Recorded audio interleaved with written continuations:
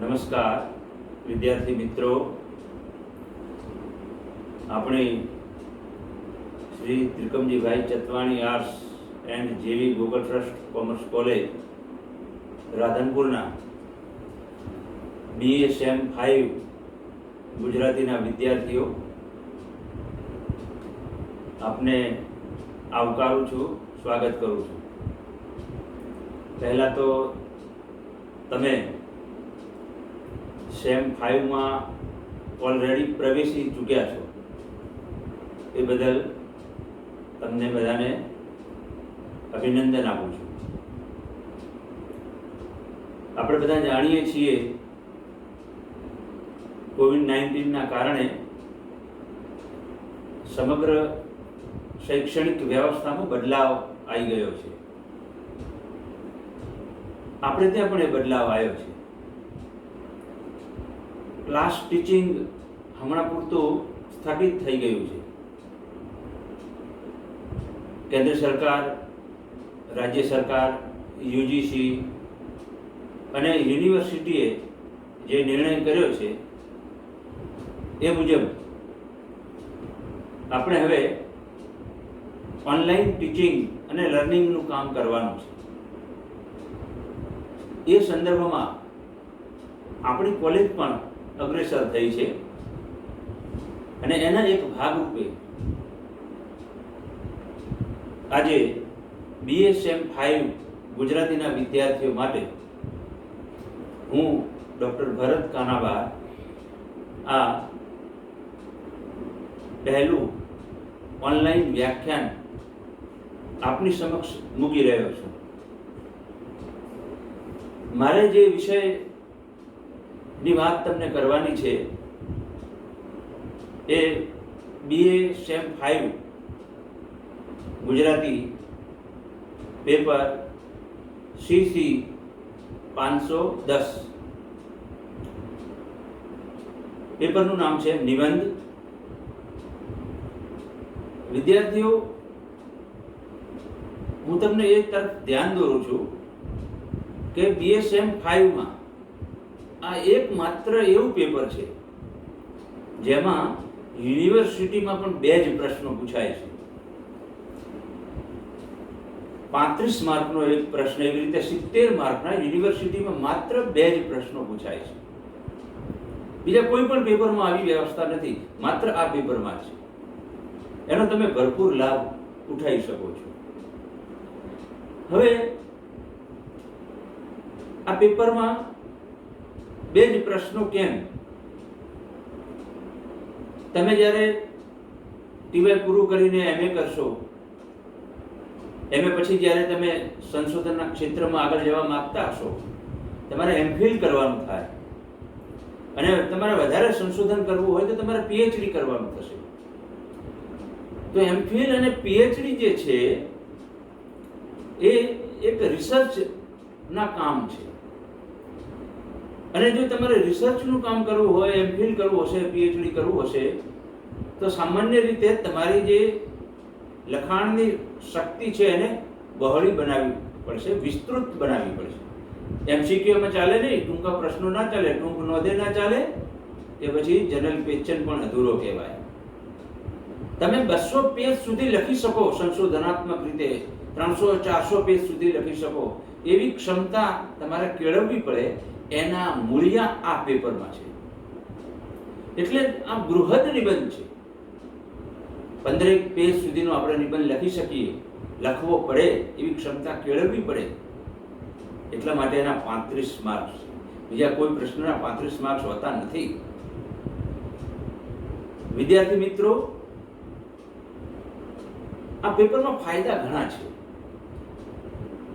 2 ભાગમાં પેપર વહેંચાયેલું છે નિબંધનું.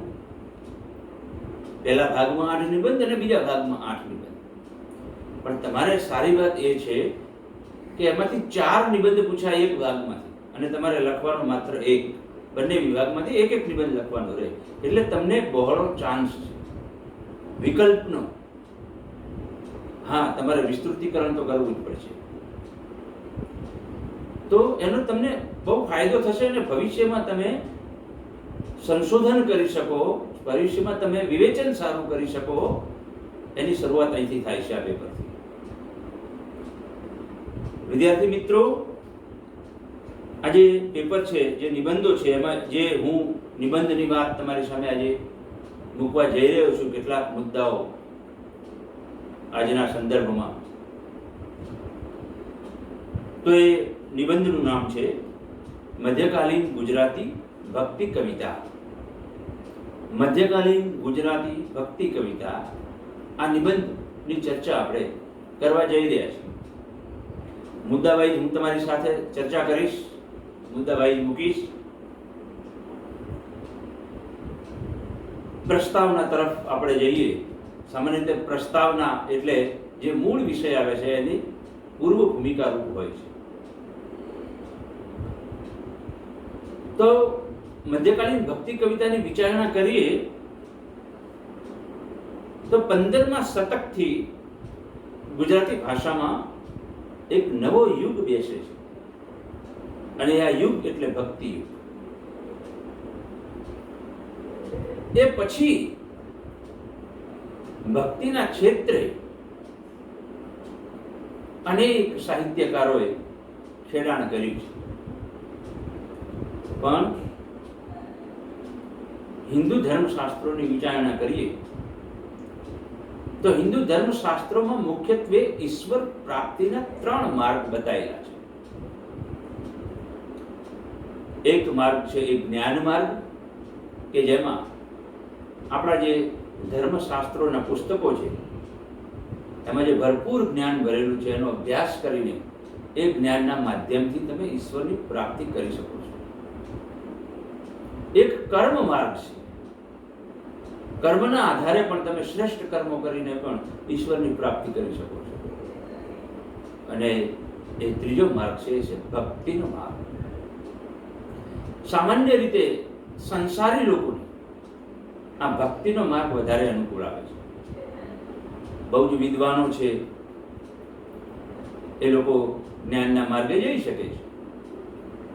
કર્મઠ માણસો છે, કર્મવીર છે, સંસારની પરવા નથી કરતા, એ લોકો કર્મના માર્ગે પણ ઈશ્વરની પ્રાપ્તિ કરી શકે છે. પરંતુ સંસારીજનોને ભક્તિ માર્ગ જ વધારે અનુકૂળ આવે છે. આ પરંપરામાં અનેક કવિતાઓ સર્જાઈ છે. ભક્તિનો ઉદ્ભવ અને વિકાસ એની આપણે વિચારણા કરશું. પહેલા તો ભક્તિના ઉદ્ભવની જો વિચારણા કરીએ તો આપણે પ્રાચીન જે વેદો છે, ઋગ્વેદ, અજુર્વેદ, અથર્વવેદ, સામવેદ, આ દુનિયાના પ્રાચીન જે વેદો છે એમાં ભક્તિના મૂળિયા સમાયેલા છે. આ વેદોમાંથી જ ભક્તિની શરૂઆત થઈ છે. વેદોમાં જુદા જુદા દેવોને સ્તુતિ વિષયક જે પ્રાર્થનાઓ કરેલી છે,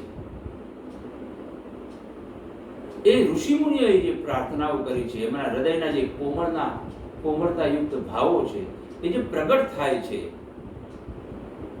એ ભક્તિની સંભાવના દર્શાવે છે. વરુણદેવ હોય, સૂર્યદેવ હોય, અગ્નિદેવ હોય, એની અલગ અલગ સ્તુતિઓ છે અને એમાંથી જ ભક્તિનો પ્રાદુર્ભાવ થાય છે. એના પછી ઉપનિષદોમાં પણ ભક્તિ છે. 18 પુરાણો છે. વિષ્ણુ પુરાણ છે, શિવ પુરાણ છે, પદ્મ પુરાણ છે. આ બધા જે પુરાણો છે એ પણ ભક્તિના પ્રભાવને આગળ ચલાવે છે. પરંતુ ભક્તિનો જે વિષય છે એ આગળ ચાલે છે મહાભારત અને ભાગવત.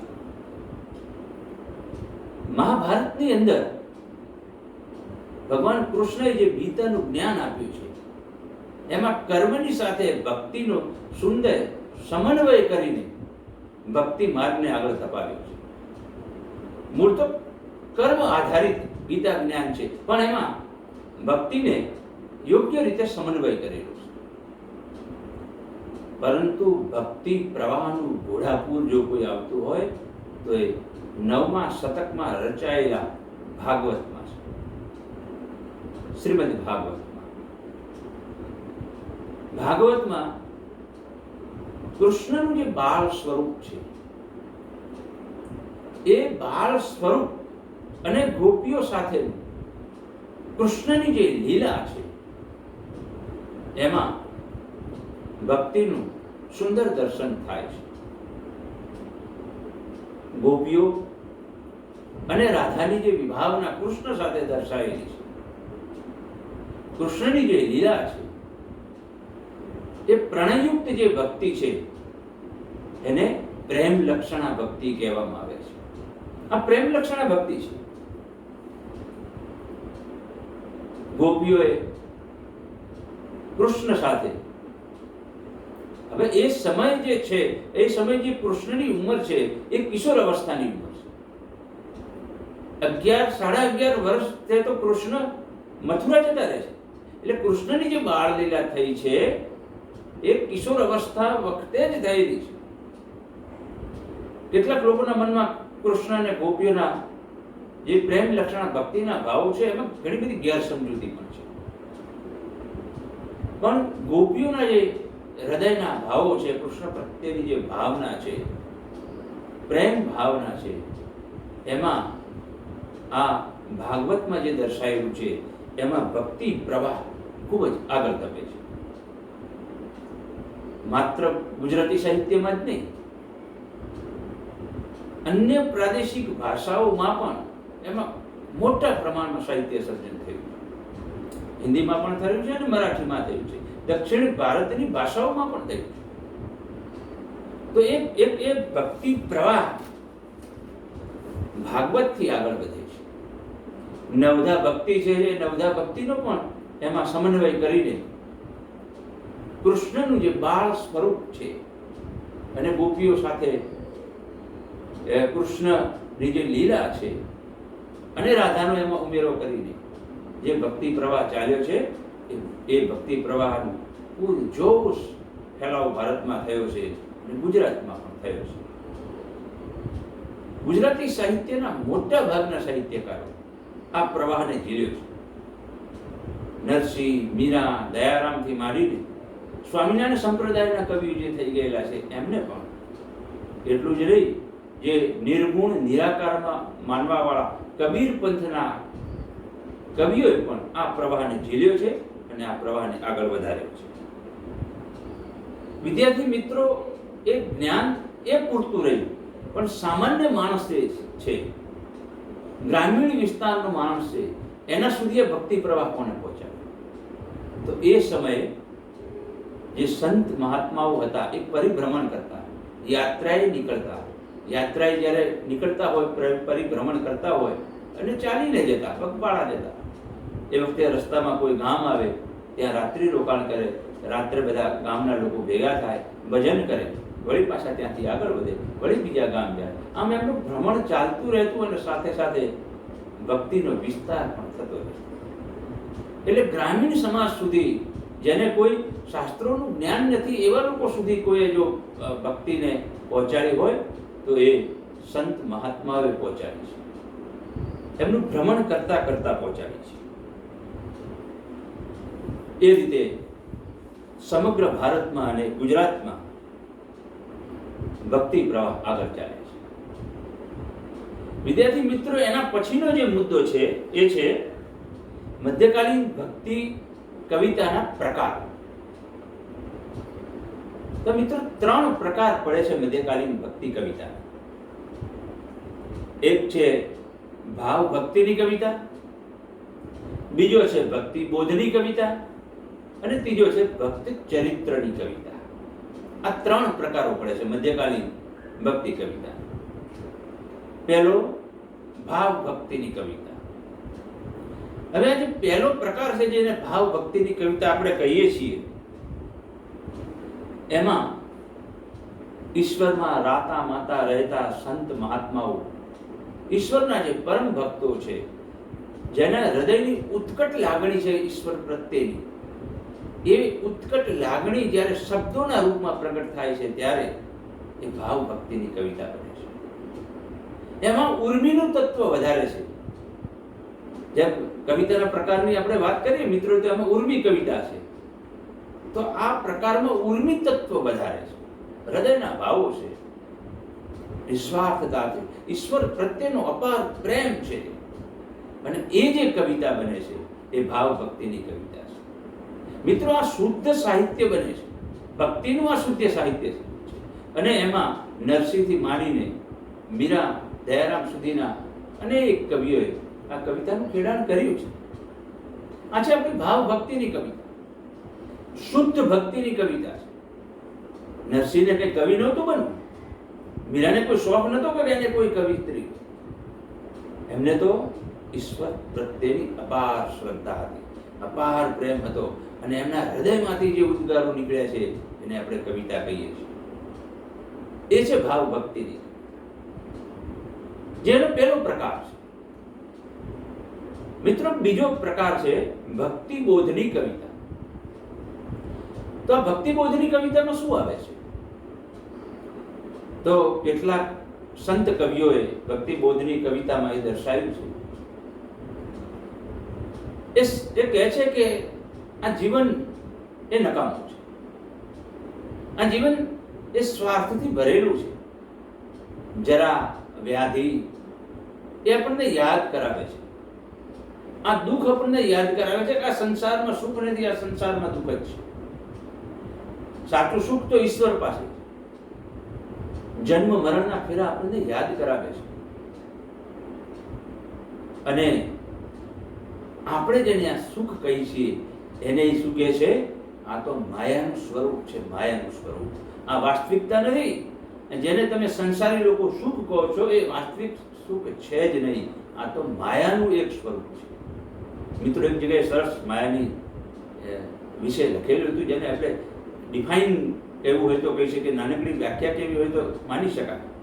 માયા વિશે લખેલું હતું, અને ખરેખર એ આ સત્યની નજીક છે. તો માયા એટલે શું? अपना सब कुछ होते हुए भी अपना कुछ नहीं है उसे कहते हैं माया. આપણે એમ કહીએ બધું મારું જ છે. 200 વીઘા જમીન મારી છે, દસ્તાવેજ થઈ ગયો છે, હવે કોણ લેવાનું છે? આ મકાન મારું છે, આ બંગલો મારો છે, મારા નામનો છે, કોણ લઈ લેવાનું છે? પણ જ્યારે જવાનો વારો આવે છે, મૃત્યુ સામે આવીને ઊભું રહે છે, આપણે બધા જાણીએ છીએ કે આપણે એમાંથી કશું લઈ જઈ શકતા નથી. આવો બોધ આ સંતો આપણને કરાવે છે કે ભાઈ તું જેના માટે આખી જિંદગી ધમપછાડા કરે છે એમાંથી તારું કશું. આ તું કહે છે કે આ મારો બંગલો છે, પણ ક્યાં તારો છે? એક સાહિત્યકારે સરસ કીધું છે, जिंदगी एक किराए का घर है, उसे एक दिन बदलना पड़ेगा, मौत जब हमको आवाज देगी घर से बहार निकलना पड़ेगा. જ્યારે મોત આવીને ઊભું રહે છે ત્યારે આમ ભેગું લેવાનો વાત થોડું થવાનું છે. એ કહે છે કે આપણે આ પરિવાર છે એ પણ સ્વાર્થથી ભરેલો છે. તમે જેને તમારા માનો છો એ ખરેખર નથી તમારા. તમારું કોણ છે? એક જ પરમાત્મા. આ બોધ આપણને કરાવે છે આ સંત મહાત્માઓ. એને જેવી કવિતા રચી છે આ ભક્તિ બોધની કવિતા છે. ભક્તિ બોધ છે, એમાં આપણને બોધ કરાવે છે કે સંસારમાં તમારું કોઈ નથી. તમે જેને તમારું માનો છો એ છે જ નહીં. જીવન મૃત્યુનું યાદ કરાવે છે. આ તો 84 નું ચક્કર છે એમ કહે છે. આ 84 ના ચક્કરમાં તમે આમ ને આમ ફર્યા કરશો. ક્યારેય અંત આવવાનું નથી. અંત લાવવો હોય, મોક્ષનો પ્રાપ્તિ કરવી હોય તો ઈશ્વરની આરાધના કરો.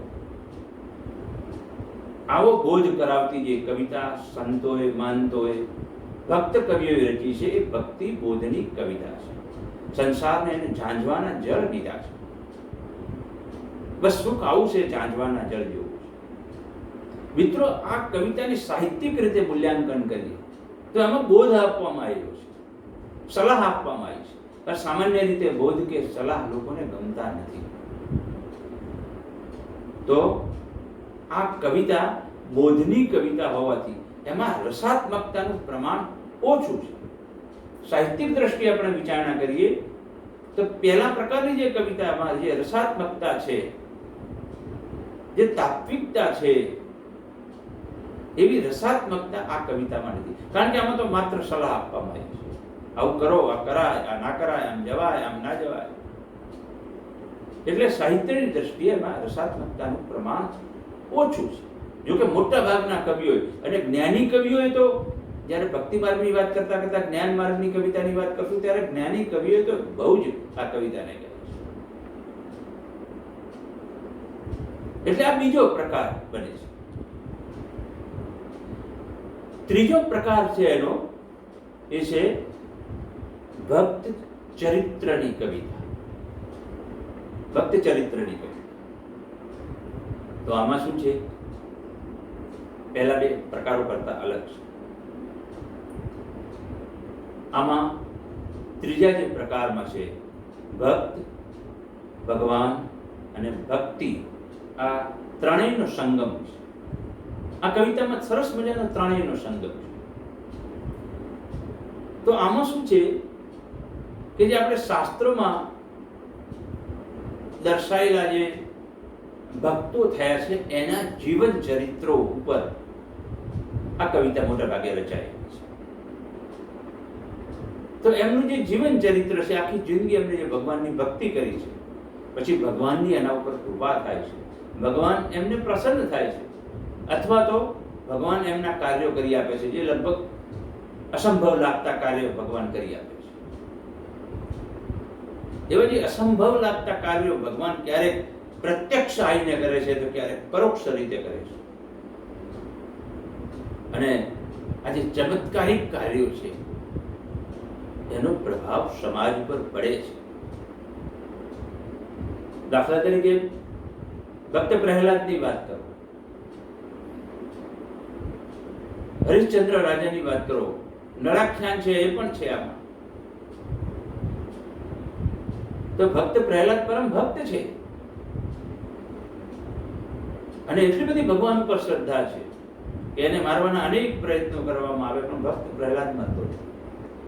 તો ભક્ત પ્રહલાદનું જે આખ્યાન બને એમાં ભક્ત પ્રહલાદનું જીવન હોય, એનું ચરિત્ર હોય,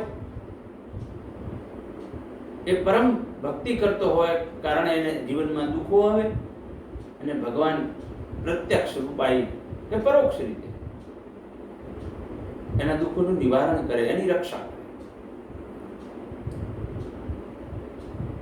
હવે આ જે વાહન છે એમાં મોટા ભાગે આ ભક્ત ચરિત્રની કવિતા જે છે એ આખ્યાન સ્વરૂપમાં વધારે છે. પહેલા જે પ્રકારો બે આપણે જોઈએ એનું પદ સ્વરૂપનું વહન છે અને આમાં આખ્યાન સ્વરૂપનું વધારે છે. અને આખ્યાન મિત્રો મધ્યકાળનો બહુ મહત્વનો સાહિત્ય પ્રકાર છે. પદ પણ છે અને આખ્યાન પણ છે. તો આ પ્રકારનું ભક્તનું જે જીવન ચરિત્ર છે એ લોકોને બહુ જ આકર્ષે અને બહુ જ રસદાયી બને છે. લોકો ખૂબ લાગણી સભર એને સાંભળે છે, માણે છે, એના મય બની જાય છે. તમે નરસિંહ મહેતાનું જીવન ચરિત્ર લો, તમે મીરાનું લો, પરમ ભક્ત નરસિંહ મહેતાના જીવનમાં કેટલી બધી એવી ઘટનાઓ બની. શ્રાદ્ધનો એનો પ્રસંગ લો એના જીવનમાં. ભક્ત છે એટલે સ્વાભાવિક છે ઘરમાં તો કંઈ હોય નહીં, કમાવાની ઈચ્છા જ ના હોય એટલે ભક્તના ઘરમાં શું હોય? શ્રાદ્ધ આવે અને પછી તો નાગરનાથને જમાડવાની છે, આખી આમંત્રણ તો આપી આવ્યા. ભક્તાની કે ઘરે તો કંઈ છે નહીં, ઘી તો લઈ આવો. અને પછી નરસિંહ મહેતા ઘી લેવા જાય. જેની પાસે ઘી લેવા જાય એની પાસે પાછું ઉધાર લેવાનું, પૈસા તો હોય નહીં ભક્ત પાસે. એટલે પેલા ભાઈએ દુકાનદારે કહ્યું કે ભગત ઘી તો આલું પણ એમ કરો એક જ ભજન ગાઉં, ભજન. તો નરસિંહ મહેતાને તો આવું જોઈતું જ તું. એક કીધું હોય એક ને બીજું, પછી તો નરસિંહ મહેતા ભક્ત ભગવાનનું ભજન ગાતા ગાતા ભગવાનમય બની ગયા. એને ખબર ના રહી મારા ઘરે શ્રાદ્ધ છે, બપોરે હમણાં બધા જમવા આવવાના છે એને ઘરે છે નહીં કઈ, હું તો આ ઘી લેવા આવ્યો છું. ભજન ગાવા માંડ્યો. બપોરનો સમય થઈ ગયો, જમવાનો સમય થઈ ગયો. નરસિંહ મહેતા તો ત્યાં ભજન ગાય છે, પણ ચિંતા સાંભળ્યાને થઈ. મારો ભક્ત મારા મય બનીને ભજન ગાઈ રહ્યો છે. તો ભગવાને નરસિંહનું રૂપ લીધું અને એના શ્રાદ્ધનું પ્રસંગ પૂર્ણ રીતે સારી રીતે કર્યું. નરસિંહને તો ખબર જ નથી, અને ભગવાન એના શ્રાદ્ધનો પ્રસંગ કર્યો. કૃષ્ણએ એના શ્રાદ્ધનો પ્રસંગ કર્યો. અને જ્યારે નરસિંહ આવે છે ત્યારે એને આશ્ચર્ય થાય છે, હું તો ઘી લેવા ગયો હતો, ના તો બધા જમીએ લઈ લીધું. ત્યારે ભક્તાણીએ કીધું, નરસિંહની પત્નીએ કહ્યું કે કેવું સરસ શ્રાદ્ધ તમે કર્યું. નરસિંહ કે મેં ક્યાં કર્યું છે, હું તો ઘી લેવા જઈને હવે લઈને આવ્યો. તો આ બધું તમે જ બધાને ખવડાવ્યું છે, તમે જ બધાને વસ્તુઓ આપી છે, તમે જ હતા ને બીજું કોણ હતું? ત્યારે નરસિંહ કે ભાઈ એવું નહીં, એ મારો સાંભળ્યો હતો, એને આ બધું. આ ભક્ત ચરિત્ર છે. આવા ભક્ત ચરિત્રોની કથા અહીંયા છે, આખ્યાન સ્વરૂપમાં છે. મીરાના પણ કેટલા બધા પ્રસંગો છે. તો ભક્ત બોડાણાનો પણ છે, અજામિલ આખ્યાન પણ છે, નળાખ્યાન પણ છે. આવા બધા જે આખ્યાનોનું જે સ્વરૂપ છે એ મધ્યકાલીન ભક્તિ કવિતાનો આ ત્રીજો પ્રકાર બને છે. એ વખતે માણ ભટ્ટો આવે અને માણ ઉપર પેલા વગાડીને અભિનય સાથે સરસ મજાના આખ્યાનો કરતા. એક એમની સરસ મજાની કથન શૈલી, એટલે કે બોલવાની છટા, એ સાથે એ ગાતા સરસ માણનો અવાજ એમાંથી ઉત્પન્ન કરતા, અને અભિનય સાથે એ સરસ મજાના આખ્યાનો કરતા, અને રાત્રિના મોડા સુધી એ આખ્યાનો ચાલુ. તો એનો ત્રીજો પ્રકાર છે. તો મધ્યકાલીન ભક્તિ કવિતાના આ ત્રણ પ્રકાર થયા.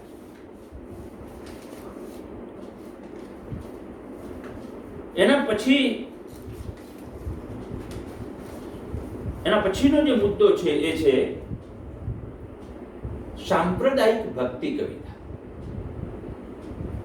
સાંપ્રદાયિક ભક્તિ કવિતા થોડોક આછેરો ઉલ્લેખ એના ઉપર પણ કરવાનો છે, અને પછી જે છે એ આપણે એના મુખ્ય જે કવિઓ છે એ કવિઓને આપણે જોવાના છે. જેમાં નરસિંહ છે, મીરા છે, દયારામ છે, એમની કવિતા જોઈશું, ને પછી ગૌણ કવિઓ કેટલા બધા છે. પણ આ જે સાંપ્રદાયિક ભક્તિ પ્રવાહ છે,